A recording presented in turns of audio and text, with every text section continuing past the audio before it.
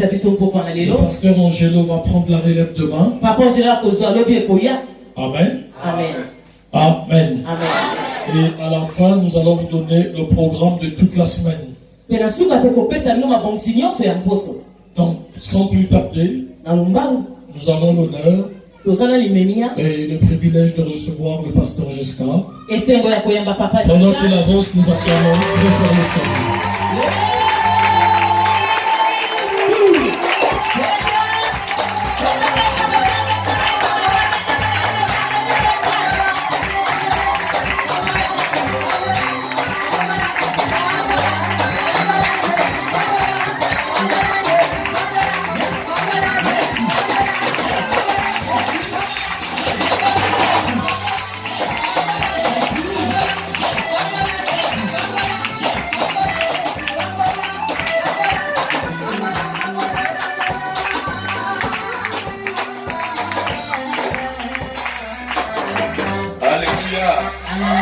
Est-ce que nous pouvons acclamer Jésus?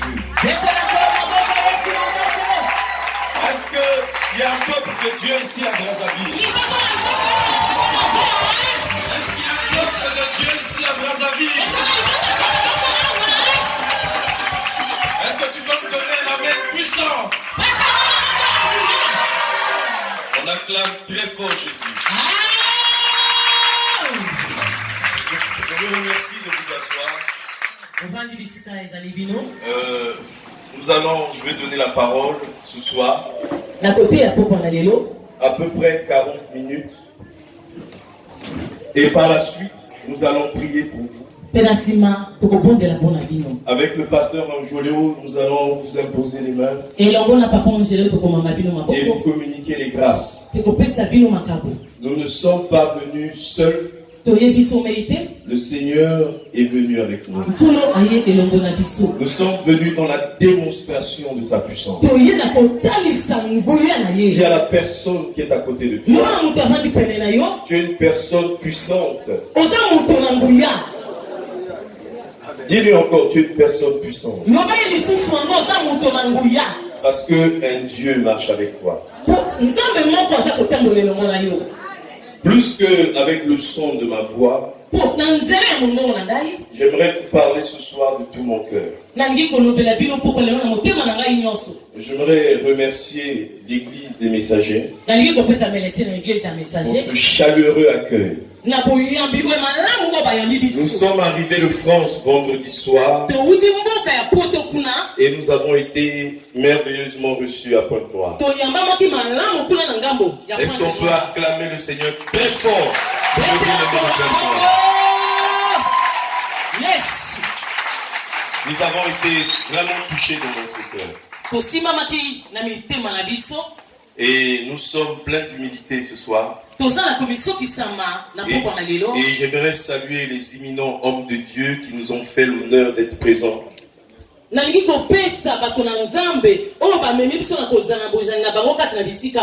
J'aimerais vraiment qu'on acclame le Seigneur pour eux.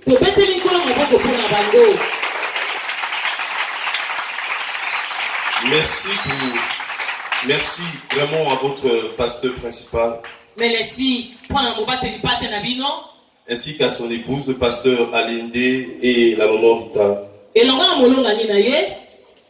Ils nous ont vraiment bien reçus. Nous remercions aussi toutes les personnes qui ont travaillé dans le secret. J'attends le dernier jour pour remercier. Vous vous êtes trop bien occupés de nous. On peut acclamer le Seigneur pour ça. Alléluia. Amen, amen. Notre thème, c'est la reconquête. La reconquête. Au travers de la parole de Dieu, j'aimerais développer ce thème en m'appuyant sur la vie d'un homme de Dieu que nous connaissons bien, qui est David. Au travers de l'histoire de David, j'aimerais nous expliquer quelle peut être la cause des pertes que nous subissons dans notre vie. Et comment faire pour entrer en possession de tout ce que nous avons perdu. Les anglophones disent, si Jésus n'est pas Seigneur de tout, il n'est pas Seigneur du tout. J'aimerais dire à quelqu'un ce soir, si Jésus ne guérit plus les malades, si Jésus ne baptise plus du Saint-Esprit, si Jésus ne ressuscite plus les morts, il n'est plus le Jésus de la Bible. Il n'est plus le Jésus de la Bible. Parce que la Bible déclare, dans Hébreux chapitre 13, verset 8, que Jésus-Christ de Nazareth est le même hier, aujourd'hui et éternellement. Si tu es d'accord avec ça, acclame très fort Jésus. C'est pourquoi je dis à quelqu'un ce soir, si tu as la foi, tu peux changer l'histoire de ta vie. Si tu as la foi, tu peux changer ta destinée. Si tu as la foi, tu peux guérir de ta maladie. Si tu as la foi, tu vas briser toutes les attaques des sorciers qui troublent ta vie et qui troublent ta destinée. C'est la raison pour laquelle je dis à quelqu'un, tu es un homme et une femme puissants. Je prophétise sur ta vie. Reçois au nom de Jésus. L'heure est venue. Il est l'heure où Dieu va s'investir dans ta vie. Ta vie chrétienne ne sera plus la même. Au sortir de ce moment, tu vas passer à un autre niveau de dimension et de gloire avec Dieu. Est-ce que tu crois cela? Amen. Pasteur, je ne suis pas convaincu de leur amen. Est-ce que tu crois ce soir? Là, je suis convaincu. Amen. Rapidement, rentrons dans la parole de Dieu. Dans le livre de 1 Samuel 30, Amen. Nous allons lire les versets premiers jusqu'au verset 7. S'il vous plaît.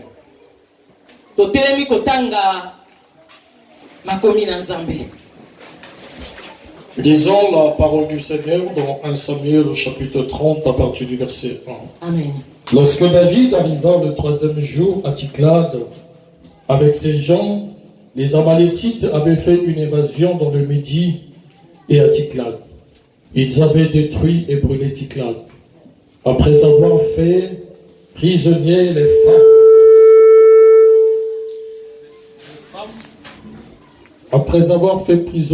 femmes, et tous ceux qui s'y trouvaient, petits et grands, ils n'avaient tué personne, mais ils avaient tout emmené et s'étaient remis en route. David et ses gens arrivèrent à la ville, et voici, elle était brûlée, et leurs femmes, leurs fils et leurs fils étaient emmenés en captivité. Alors David et le peuple qui était avec lui élevèrent la voix et pleurèrent, jusqu'à ce qu'ils n'eussent plus la force de pleurer. Les 2 femmes de David avaient été aussi emmenées, Achinoam de Israël et Abigaël de Carmel, femme de Nabal. David fut dans une grande angoisse, car le peuple parlait de le lapider, parce que tous avaient de l'amertume dans l'âme, chacun à cause de ses fils et de ses filles. Mais David reprit courage en s'appuyant sur l'Éternel. Alléluia. Amen. La Bible nous dit que David arriva dans cette ville du nom de Tsiklag.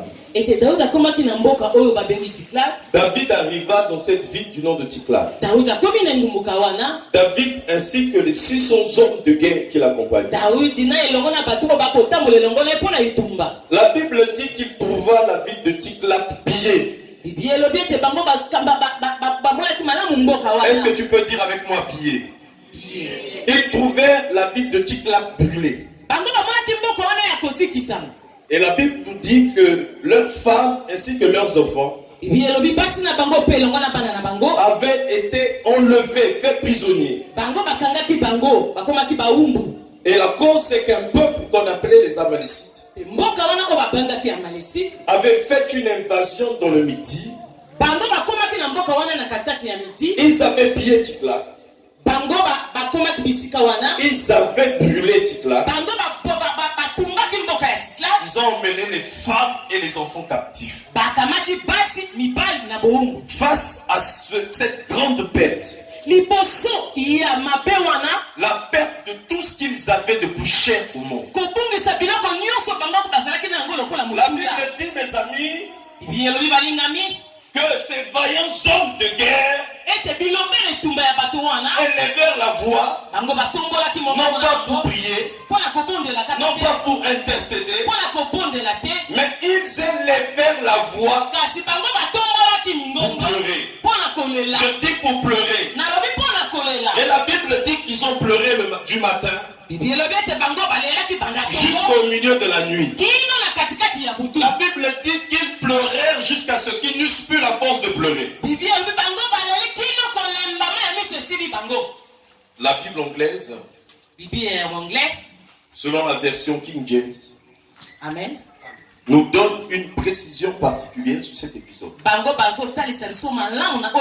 Cette Bible déclare que leurs gorges sont devenues brûlantes et que leurs têtes sont devenues pesantes de telle sorte que ces vaillants hommes de guerre pleuraient, mais les larmes ne coulaient plus.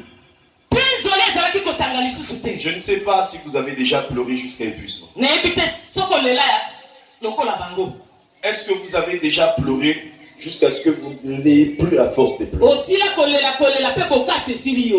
Écoutez-moi très bien. Ces vaillants hommes de guerre, des grands guerriers, ils ont pleuré. Ils ont pleuré. Ils ont pleuré. Et ils continuent à pleurer. Mais même les larmes ne sortaient pas. Ils avaient subi une grande perte. Avant de poursuivre dans cette histoire, j'aimerais nous rappeler ce soir que l'histoire de l'humanité elle-même commence par le récit d'une grande perte. L'homme qui s'appelait Adam, qui était le chef-d'œuvre de Dieu,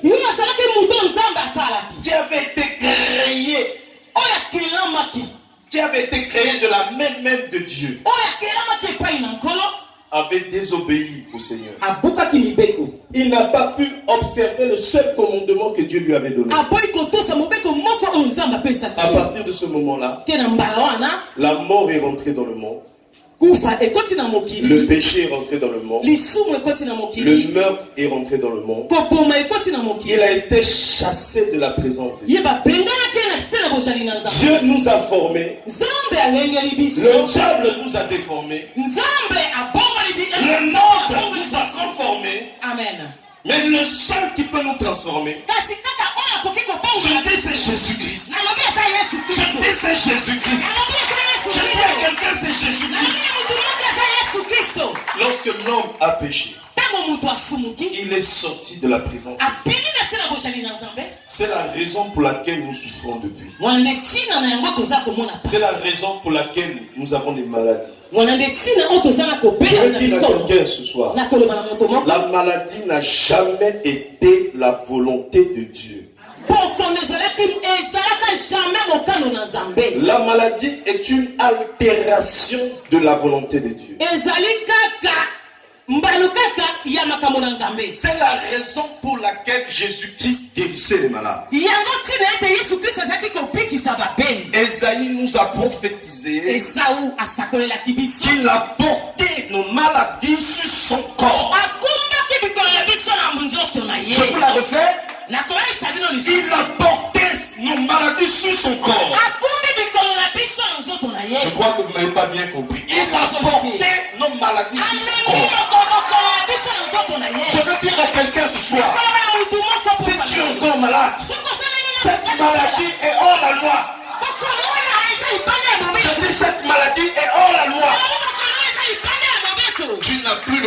droit d'être malade. Écoute, je vais vous l'expliquer. Une version d'étude peu connue de la Bible, qu'on appelle la version Moffat, nous dit Dieu l'a rendu malade. Jésus s'est fait malade à ta place. Dieu l'a rendu malade. C'est la raison pour laquelle, si tu as la foi ce soir, si tu crois ce soir, tu peux rentrer en possession de ta guérison. Je dis à quelqu'un ce soir, tu peux rentrer en possession. C'est quelque chose qui a déjà été fait. Il suffit simplement que tu te lèves par la foi et que tu en prennes possession.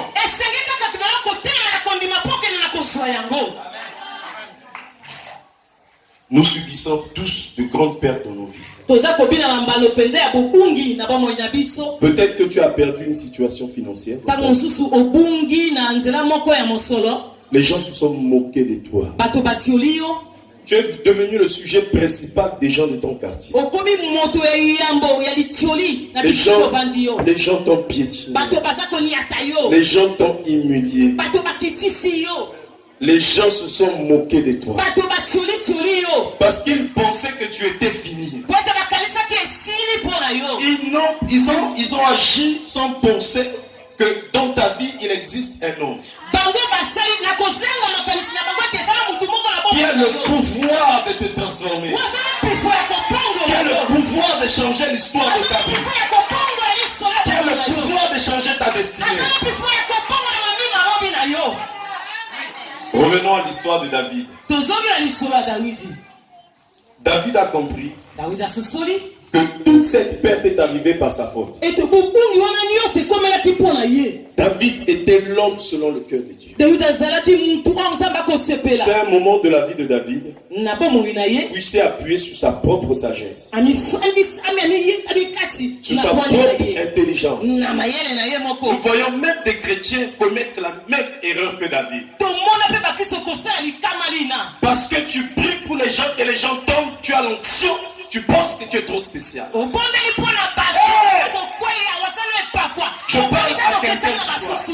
Je parle à quelqu'un ce soir. Tu n'écoutes plus les conseils. Personne ne peut plus te parler. Écoute-moi. Attention. Je dis attention. Ce soir, il y a encore un espoir pour toi. David a pris une mauvaise décision. Il est parti s'allier aux Philistins,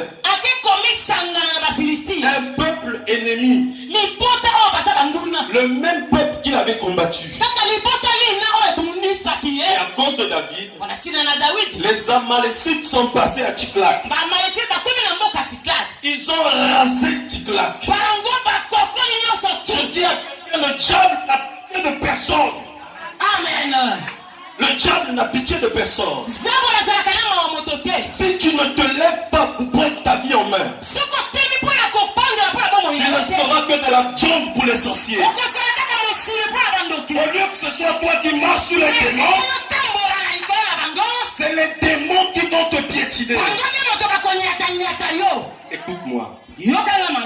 La Bible dit, les vaillants hommes de guerre, les 600 hommes de guerre qui accompagnaient David, à cause de la perte de tout ce qu'ils avaient de plus cher au monde, ils ont eu de l'amertume dans le cœur. Le cœur est devenu amer. Lorsque ton cœur devient amer, tu n'as plus d'oreilles pour écouter quelqu'un. Quand ton cœur devient amer, tu seras prêt à tout pour te sortir de cette situation. Ils ont ramassé les pierres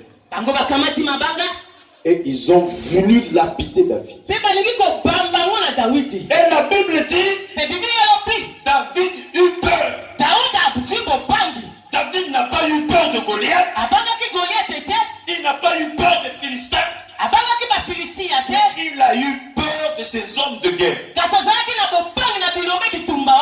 Même dans les moments de souffrance, ceux qui pour un temps ont été des amis peuvent se révéler comme des terribles ennemis. C'est pourquoi la Bible dit maudit celui qui met sa confiance dans les hommes. Nous ne cherchons pas à élever des hommes. Nous cherchons à élever un seul nom. Parce qu'il n'y a qu'un seul nom dans les cieux, sur la terre et dans les enfers.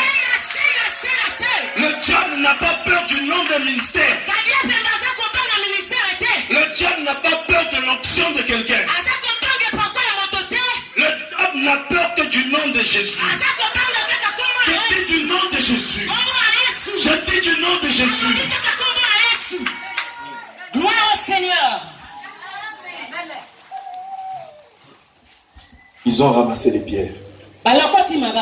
Et à ce moment de la vie de David, il était seul. Dieu peut permettre que vous puissiez traverser les moments difficiles. Simplement pour vous retrouver. Simplement pour vous racheter. Simplement pour vous relever. Moi j'ai tendance à dire à quelqu'un, si tu ne viens pas à Dieu dans la douceur, tu viendras à Dieu dans la douleur. Et là ça va faire mal. Et là ça fait mal. Parce que beaucoup sont entêtés. Ils ne veulent plus écouter. Ils persistent dans une voie qui est mauvaise. Ils oublient que Dieu voit tout ce qu'ils font.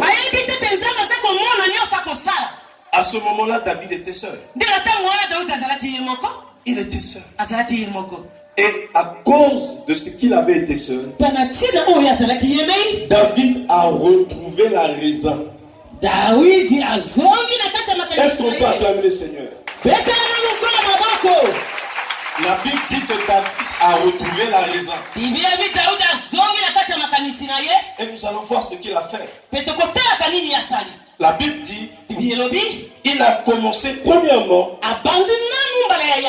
à consulter l'Éternel. Combien d'entre nous consultons l'Éternel lorsque nous avons des décisions importantes à prendre pour notre vie?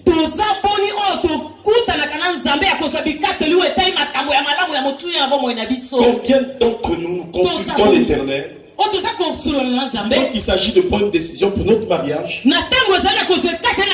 pour un voyage que nous voulons entreprendre, pour un projet que nous avons?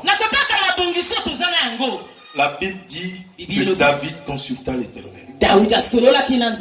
Lorsque vous lisez bien la Bible, on vous dit qu'en ce temps-là, pour consulter Dieu, il y avait une cérémonie. On appelle la cérémonie de l'éphod. Amen. Et le souverain sacrificateur avait un vêtement qu'on appelait l'éphod. Amen. Vous pouvez lire cela. On peut lire dans Lévitique chapitre 8. Amen. Lévitique chapitre 8. Amen. Versets 7 à 8. L'homme de Dieu va lire.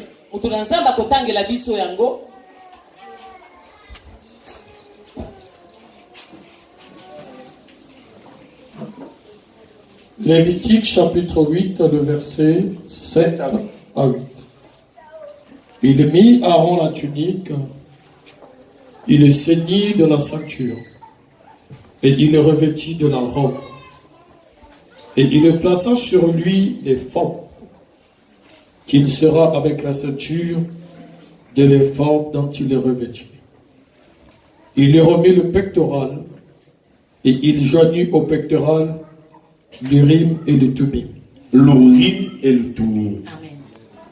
Je vous explique rapidement. En ce temps-là, lorsqu'il fallait consulter l'Éternel, tu allais voir le souverain sacrificateur, et lui, il avait un vêtement qu'on appelait l'éphod, sur lequel il y avait un carré de tissu qu'on appelait le pectoral. Amen. dans lequel se trouvaient deux pierres qui s'appelaient l'Urim et le Thummim. Amen. Et lorsque quelqu'un voulait consulter Dieu, il pouvait interroger le souverain sacrificateur. L'une des pierres voulait dire oui, et l'autre pierre voulait dire non. Mais ça, c'était avant. Aujourd'hui, nous voyons qu'en Psaume 43, verset 3, Amen. La Bible dit que l'Urim et le Thummim symbolisaient la vérité et la lumière divine qui est censée diriger la vie du chrétien. David est revenu en lui-même. Il a consulté Dieu. Il a dit à Dieu, que dois-je faire pour récupérer tout ce que j'ai perdu? Dieu lui a dit, lève-toi et poursuis-les. Je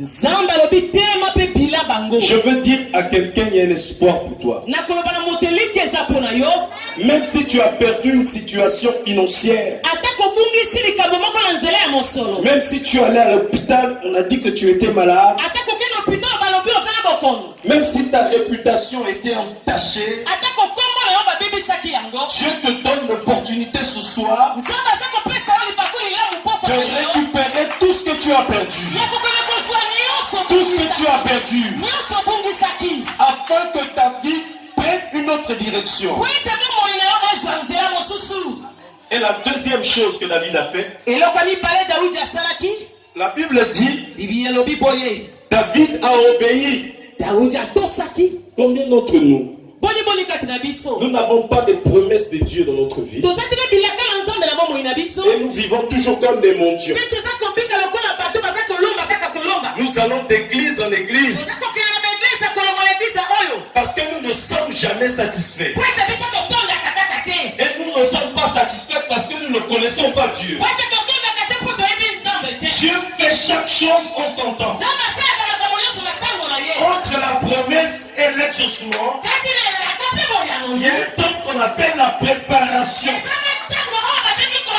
Je prophétise au nom de Jésus que tu vas te marier, que tu vas enfanter, tu vas travailler, tu vas être guéri, tu vas voyager. Parce que c'est le projet de Dieu. Acclame Dieu pour le Seigneur.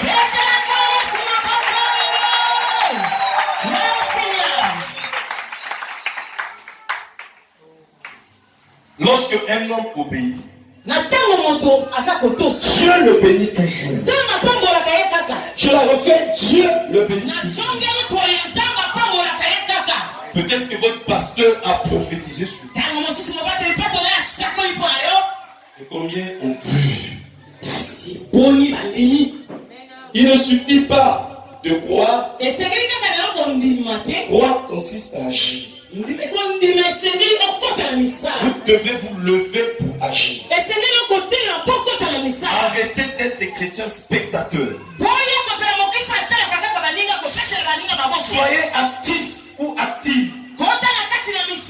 Et vous verrez la main de Dieu dans votre vie. Il y a des miracles qui ne vont pas se produire avec des jeûnes et des prières. Il y a des miracles qui vont se produire lorsque vous servez. Je dis lorsque vous servez. Élisabeth et Zacharie n'ont-ils pas eu le lorsqu'ils servaient? Amen. Servez le Seigneur. Ayez confiance en Dieu. Dieu ne vous laissera pas mourir dans la maladie. Il ne vous laissera pas mourir dans la pauvreté. Vous êtes des personnes importantes. Je suis venu dire à quelqu'un ce soir, il est l'heure qu'il y ait un miracle dans ta mentalité. Il faut que tu changes ta manière de penser. Arrête d'être une personne assistée. Lève-toi et agis. Parce que Dieu marche avec toi. J'appartiens à cette catégorie de personnes qui croient que Dieu a investi sa puissance dans l'homme. J'appartiens à cette catégorie de personnes qui croient que rien n'est impossible à celui qui croit. J'appartiens à cette catégorie de personnes qui pensent que si tu as Dieu, tu peux tout accomplir. J'appartiens à cette catégorie de personnes qui pensent que Dieu ne fait acception de personne. Si quelqu'un l'honore et le craint, celui-là Dieu l'élèvera. Celui-là Dieu l'élèvera. Je le répète, celui-là Dieu l'élèvera. Un Dieu marche avec toi. Partout ici, le ciel est ouvert. Tu es un centre d'opération de la puissance de Dieu. Tu n'es pas n'importe qui. À cause de toi, Dieu peut bénir toute cette nation. À cause de toi, Dieu peut bénir toute ta famille. À cause de toi, Dieu peut bénir ce ministère. Arrête de te minimiser. Arrête de te minimiser. Dieu n'a plus besoin de Paul, de Pierre ou de Jacques aujourd'hui. Parce que ma Bible me dit que Pierre n'a jamais fait de miracle. Que Paul n'a jamais fait de miracle. Que Jacques n'a jamais fait de miracle. Celui qui faisait le miracle s'appelle Sa Majesté, le Saint-Esprit. Je dis le Saint-Esprit. Je dis le Saint-Esprit. Il est encore là. Il est encore là.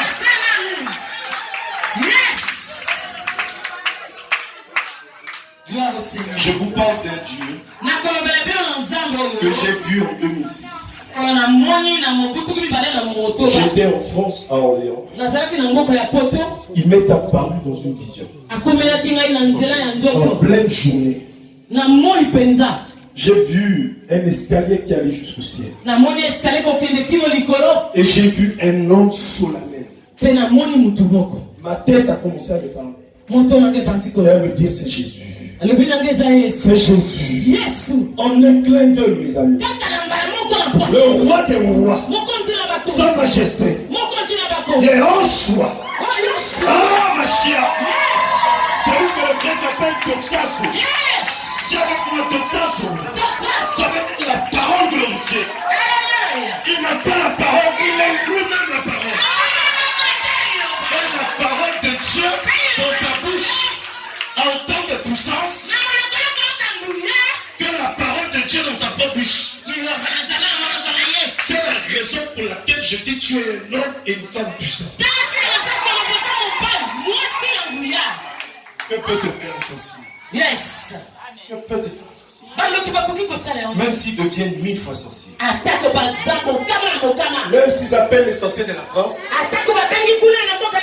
les sorciers des États-Unis, les sorciers de l'Italie, du Nigeria, de Makabadjou. Alléluia! Et qui se constituent en association des sorciers, ils ne pourront rien te faire. Ils ne pourront rien te faire. Ils vont seulement constater qu'il y a un Dieu qui marche avec toi. Qu'il y a un Dieu qui marche avec toi. Que Dieu ne te laissera jamais mourir de maladie. Il ne te laissera jamais mourir dans la pauvreté. Parce que tu es un ambassadeur. Yes. Gloire au Seigneur. J'aimerais seulement t'encourager ce soir à croire de tout ton cœur. À croire de tout ton cœur. J'ai vu le diabète disparaître des corps. J'ai vu les concerts disparaître. Par la puissance du Saint-Esprit. Dieu a besoin que tu te lèves pour prêcher sa parole, pour impacter cette nation. Nous vivons à une époque où Dieu s'est levé une armée des hommes et des femmes qui ne vont pas fléchir les genoux devant Baal, devant Astaté, devant avant ma mort. Parce que Dieu lui-même va marcher avec eux. Parce que Dieu va opérer des miracles. Il va accomplir des prodiges que le monde ne connaît pas encore. Tu vas être oué comme jamais tu n'as été oué. Tu vas expérimenter des choses que tu n'as jamais expérimentées.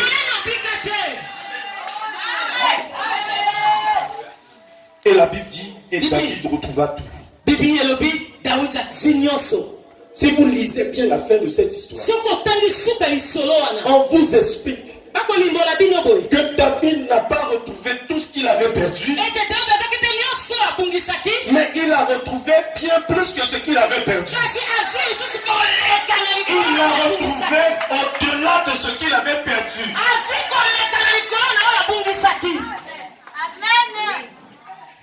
Est-ce que tu comprends? Je ne suis peut-être pas fils d'un président. Je ne suis pas fils d'un ministre. Mais je dis, je suis fils d'un roi. Je dis, je suis fils d'un roi. Quand je marche, une armée marche avec moi. Parce que sa majesté,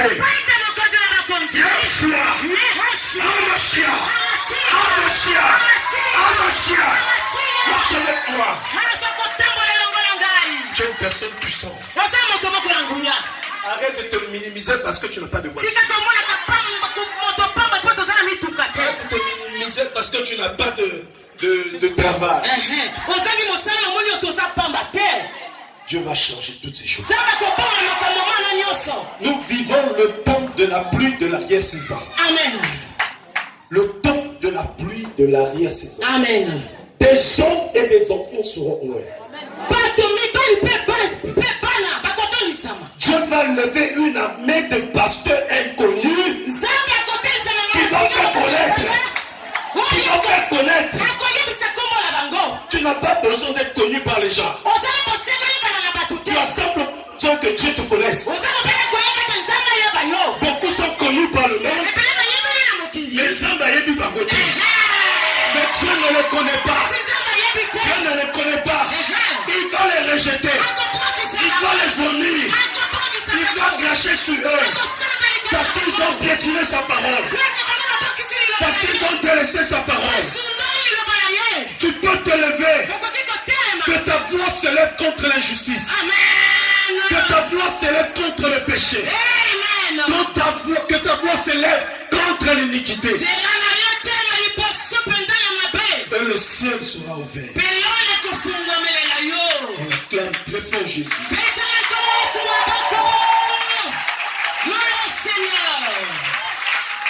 Le premier secret, on a dit, c'est la consultation. Apprends à consulter Dieu. Vous avez des hommes de Dieu. Vous avez des responsables. Vous avez des anciens. Ils peuvent vous aider pour cela. Soyez obéissants. Soyez obéissants. Soyez obéissants. La deuxième chose, c'est l'obéissance. Obéissez à vos dirigeants. C'est agréable devant Dieu. Tu n'es pas plus que le pasteur. Sinon c'est toi qui serais pasteur. Il y a des gens qui connaissent même plus que les pasteurs. C'est lui-même qui corrige les pasteurs. Frère, tu es déjà tombé. Relève-toi. Moi j'étais 10 ans sous l'autorité d'un pasteur. Et j'ai appris le ministère. Quand les gens venaient me critiquer le pasteur chez moi, mes amis, je me détournais d'eux. Parce que je sais que Dieu n'est jamais avec des rebelles. Dieu n'est jamais avec les rebelles. Dieu parle de malédiction gratuitement dans ta vie. C'est pourquoi, mes amis, je suis resté fidèle. Et j'ai marché à côté de mon père. Jusqu'à ce qu'il libère mon ministère. Écoute-moi. Deviens une personne importante. Ce que Dieu voit en toi. La maladie n'a plus de pouvoir dans ta vie. La malédiction n'a plus d'effet sur toi. Tout à l'heure, je veux prier pour ceux qui voudront, ceux qui ont des projets.